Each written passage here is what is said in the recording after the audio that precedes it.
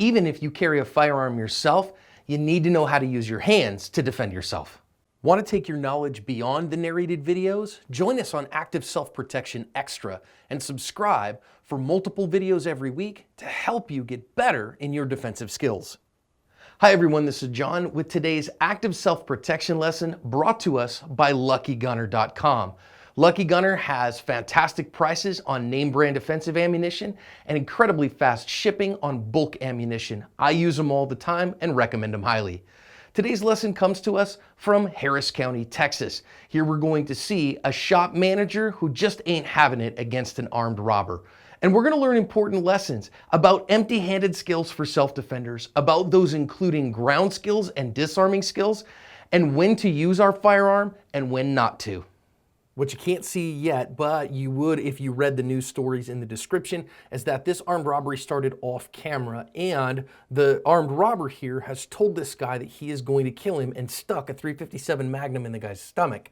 So he decided he was going to fight for his life, and it picks up here where we finally can see them getting after it when this guy is fighting the armed robber for his gun and for his life. And he's on the bottom there, our good guy's on the bottom, but you're going to see here he's going to get that gun away from the attacker, and now the good guy's got the gun, and again, news story says when he cocks the gun, the guy releases him, pushes away, and now our manager has turned into the one with the gun, and we're going to see him get after him, shoot all 6 shots at him.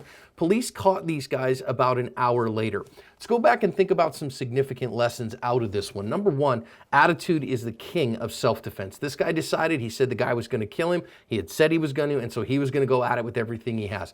Attitude is the first and fundamental aspect of self-defense. Now, as we start talking about the 5Ds plus 1, the first thing we talk about, control the distance, get your hands on the gun, and then dominate that tool. And even though you can see him getting whipped around here and he's losing the positional battle, he's maintaining that dominance, and maintaining that dominance is what's keeping him safe here in the moment. Now, what you're going to see here is he's able to turtle up, and that gives him the leverage to finally get the gun away from the guy. And that's how that kind of stuff works. And you only really learn that stuff on the mat by working on it again and again and again. Now he's got the tool. What are you going to do with it?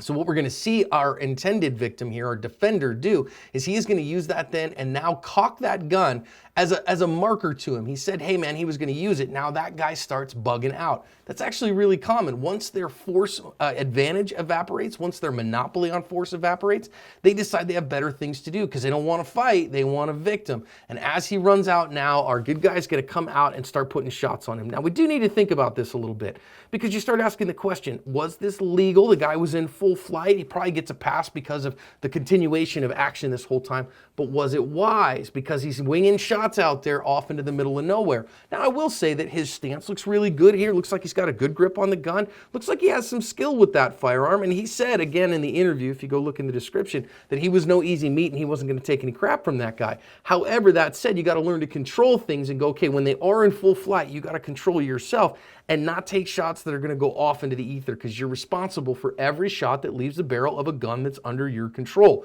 So if it's needed in the moment to defend your life, absolutely. If the guy's in full flight, let him go, call the cops. If you go read the news story again, this guy had the gall, the attacker had the gall to ask the cop that arrested him if he was going to get his gun back for this. Can't make this stuff up, folks. This defender had the attitude, he had the skills, he had the plan, he did what he needed to cover his ass.